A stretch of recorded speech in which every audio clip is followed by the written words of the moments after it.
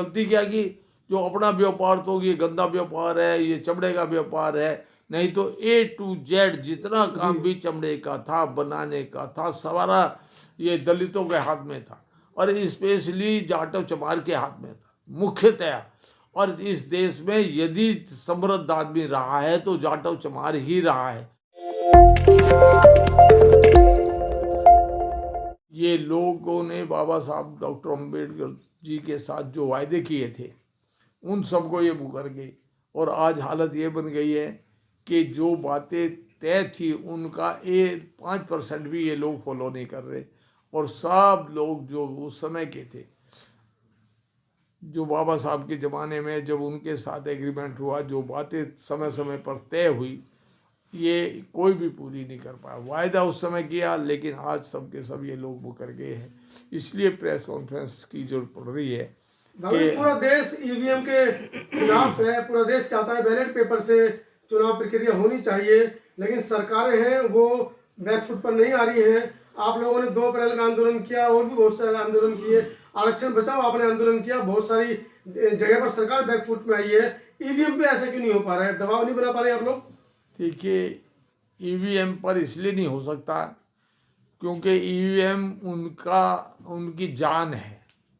यदि ईवीएम को हटवा दिया जाए, हटा ले वो, तो उनकी जान ही निकल जाएगी। वो रहेंगे कहाँ, क्या करेंगे? ईवीएम से ही वो जीतने वाले हैं।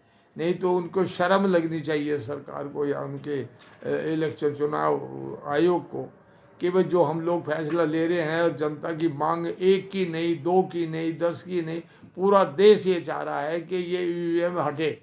क्योंकि सब लोग ये बता चुके कि इस देश में ही नहीं, जो बाहर विदेशों में ईवीएम लगी हुई थी, जिन जिन देशों में थी, सब देशों ने इस पे शक जाहिर किया और शक जाहिर नहीं हुआ। वहाँ के अदालतों में भी गए मामले, उन्होंने भी कहा कि नहीं, ये प्रॉपर चुनाव का तरीका नहीं है, आप बैलेट से ही प्रॉपर चुनाव कराइए।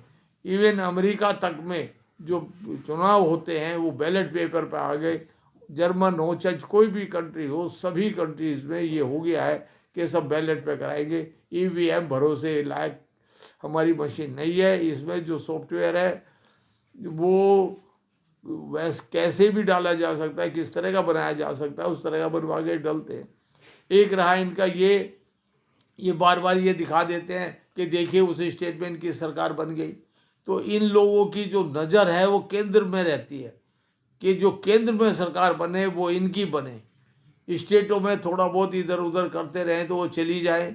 वो भी कोशिश की इन्होंने, एक बार नहीं अनेक बार, अनेक राज्यों में ये कोशिश की कि स्टेटों में तोड़ फोड़ करके इन्होंने अपनी सरकार बनाई। तो ये तो बेईमान भ्रष्ट लोग हैं। और ये भ्रष्टों की सबसे बड़ी सरकार जो आई है, भ्रष्टों की आई है। सबसे बड़े झूठे जो आदमी हैं इसमें सबसे ज़्यादा भरे पड़े हैं। तो मैं तो एक से प्रधानमंत्री से लेकर नीचे तक का ये बता दूं कि सिवाय भ्रष्टाचार के कुछ नहीं। एक अंधविश्वास, पाखंडवाद इतना ज़्यादा है। दिक्कत ये आ रही है कि हमारे जो समाज के लोग हैं, जो दलित पिछड़े लोग हैं, जो माइनॉरिटी के लोग हैं, वो भी इस बात को नहीं समझ पा रहे कि भाई वो ये हालात क्यों हो रहे हैं देश की। दिक्कत ये हो गई है कि इस देश को अनपढ़ रखा जा रहा है, जानबूझ के रखा जा रहा है। और मेरा ये मानना है कि 70% लोगों को वोट का ही नहीं पता, वोट क्या होती है, किसको डाली जाती है, क्यों डाली जाती है, कारण क्या है, हमें किसके साथ जाना चाहिए, क्योंकि उनको बेचारे को एजुकेशन ही नहीं है। अब ये लोग जितने भी RSS के वोट डलवाते हैं, वोट डलवाने जाते हैं, वहाँ पूरा प्रचार प्रसार करते हैं। वो पूछते हैं भाई किसको वोट दोगे, अच्छा कांग्रेस को दोगे, हाँ बढ़िया है, बढ़िया ठीक है, अच्छी है, पर आपको पता है वो कहाँ लगानी है वोट, कि जी कहाँ लगानी है, कि कमल पे लगानी है। आप वहाँ तो ये तो पता नहीं लगेगा कांग्रेस क्या है, आपने कमल पे वोट डाल दिया। और वे लोग बेचारे जितने अनपढ़ हैं, जिनको कुछ पता नहीं है कि भाई चुनाव चिन्ह क्या होता है, वोट कहाँ किसको डालनी है, वो सब लोग जा कर के और वहाँ पर कमल के ऊपर वोट मार के आते हैं। कहते कांग्रेस को है या लोकल पार्टी कोई भी हो उसका नाम लेते हैं, लेकिन वोट वहाँ डाला। तो इतनी अज्ञानता हमारे समाज में है, दलितों में, पिछड़ों में, अकलियत के लोगों में है, जिनको कुछ मालूम ही नहीं है, पढ़ने लिखने दे नहीं रहे। पढ़ने लिखने का भी इतना बुरा हाल कर दिया इन्होंने जिसका कोई हिसाब नहीं। अब चुनाव का ये जो बैलेट का था, अब भाई ये वो था, मैंने तो कहा था, मैं तो इस मत का था, मैंने कई बार कहा भी है कि भाई वोटिंग मशीन तुम नहीं बदल सकते। मुझको मालूम है 1 लाख आदमी का भी कत्ल हो जाए इस देश में, मर्डर कर दिया जाए, आंदोलन में मर जाए, फिर भी नहीं बदलेंगे ये मशीन, नहीं बदलेंगे ये। तो मैंने कहा चलो मशीन नहीं बदलो भाई, जिनका विश्वास है मशीन में वो मशीन से वोट डाल दो, बाकी बैलेट पेपर रख दो। दोनों तरह की व्यवस्था वहाँ पर कर दी जाए तो बुरा क्या है। जो लोगों को ये विश्वास नहीं है ये हमारा वोट कहाँ जा रहा है तो गलत जा रहा है, हम डालते कहीं है जाता कहीं है, या हेरा फेरी हो जाती है।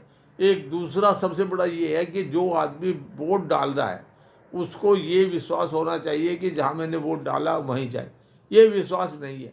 और ये सारा खेल है विश्वास का।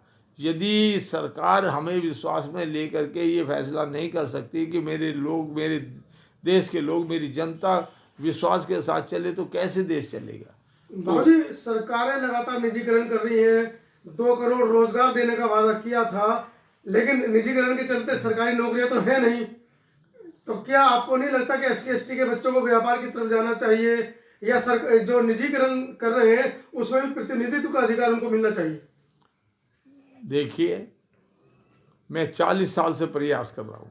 हम लोगों का रोजगार, जो हमारे धंधे थे, इतना बड़ा धंधा था कि जो देश चल रहा था, हमारी अर्थव्यवस्था बहुत बढ़िया, जैसे आगे जब जमाना आ रहा था उस हिसाब से देख करके हम बहुत लोग आगे बढ़ सकते थे।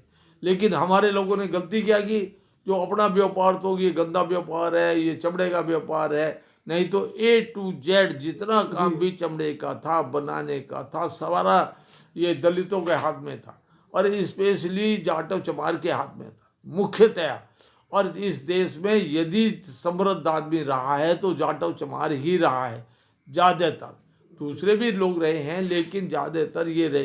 फिर इनके ऊपर कहते हैं कि भाई ये आगे बढ़ गए, बढ़ तो इसलिए गए इनके हाथ में पहले से ही व्यापार धंधा काम था, और सारे जितने व्यापार लगते थे, आपने देखा होगा कभी हापुड़ में मेल वो लग रहा है, बाजार लग रहा है चमड़े का, कभी सराय लोहारा में लग रहा था बाजार, सब जगह लगते थे, बड़े बड़े बाजार लगते थे, वहाँ से सब लोग लाते थे माल, लेके वहाँ जाते थे, बेच के नया माल वहाँ से अपना खरीद के रॉ मटेरियल वहाँ से लाते थे, तो व्यापार था। लोगों ने मेरे जैसा, मैं 1 लाख क्या मायने रखता हूँ, लेकिन फिर भी हम जैसे लोगों ने बहुत कोशिश की कि भाई ये काम धंधा छोड़ रहे हो, गंदा दिखाई दे रहा है तो आप दूसरे व्यापार में घुसो।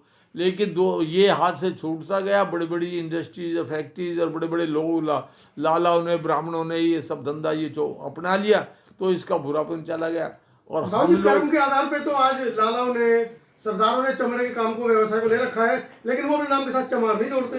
वो उनको जोड़ने की जरूरत क्या है, ये तो चमार के साथ चमड़ा जुड़ा हुआ था। अब वो चमार से तो उन्होंने छीन के अपने उसमें बड़ी बड़ी इंडस्ट्री फैक्ट्री में इसको अपना लिया, नहीं तो तब हमारे लोग ज़्यादातर जूतियाँ बनाते थे।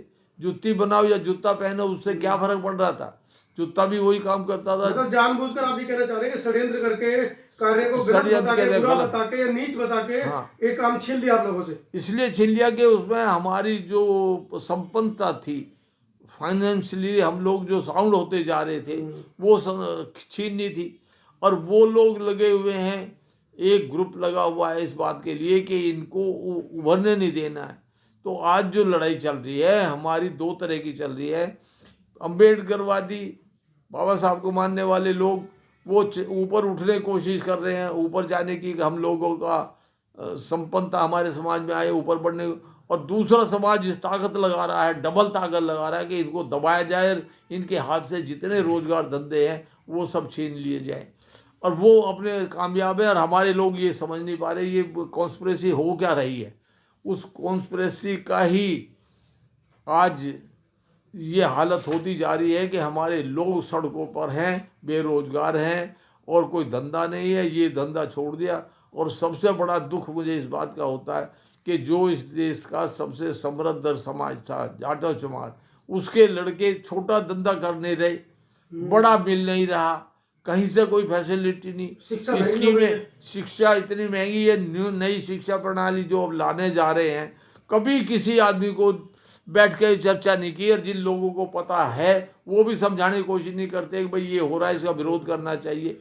शिक्षा महंगी भी हो रही है, उसके सिलेबस भी बदल रहे हैं। अब ये बताइए 12th पास बच्चे जाते हैं, बीए में किसको एडमिशन मिलेगा? जो वो नीट और नेट और दूसरे ये एग्ज़ाम ऐसे रख दिए हैं कि यदि आप एमबीबीएस में जाएंगे तो भी कोई, ये सब इस तरह के एग्ज़ाम रख दिए हैं कि भाई वो क्वालिफाई करके ही आप उसमें जा सकते हैं।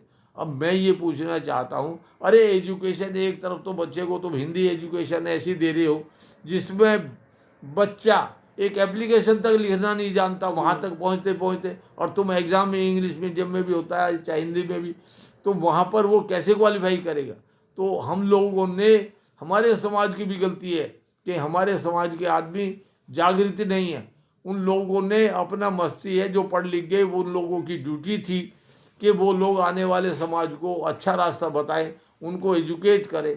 मान लिया सरकार यदि हमारे साथ धोखा कर रही है और हम लोग को इसमें ला रही है, तो हमारे जो पढ़े लिखे समाज के लोग हैं वे तो नीचे के हमारे समाज को पढ़ा सकते हैं, वो आगे उनको बता सकते हैं, उनको कह सकते हैं कि भाई तुम्हें क्या पढ़ना है। अभी तो हमारे समाज के लोगों को यही नहीं पता कि पढ़ना क्या है, और जो बड़े लोग जो पढ़ लिख करके जो लोग जान गए हैं वे लोग आगे बताने को तैयार नहीं। तो मेरे समाज की भी गलती है, मैं मानता हूँ इस बात को। तो मैं अपने सभी समाज के जो पढ़ा लिखा समृद्ध समाज है उससे भी ये आग्रह करना चाहता हूँ कि भाई तुम सब लो, और जिस तरह का तुमने माहौल बना लिया है कि भाई हम तो पढ़ गए, हमारे बच्चे पढ़े जा रहे, अरे ये समाज जब तक नहीं पढ़ेगा, तुम्हारे बच्चे के पढ़ने से कोई देश में कोई हमारे दलित समाज का कोई तकमा खत्म हो जाएगा। हमें वही चमार कहेंगे, वही हम लोग को दलित कहेंगे जो कहते आ रहे हैं। इसलिए सबका आगे बढ़ना जरूरी है। कोई एक परिवार जय भगवान जाटव, अब मैं आगे बढ़ गया तो मैं ये समझ लूँ कि मैं तो आगे बढ़ गया तो बाकी समाज बढ़ गया, कुछ नहीं हुआ। जय भगवान जाटव के एक के दो के बढ़ने से कुछ नहीं होगा देश में, जब तक मेरे भाई बहन रिश्तेदार मेरे और सारा समाज, मेरा समाज बराबर नहीं चलेगा, तब तक एक आदमी का बढ़ने का कोई फायदा नहीं।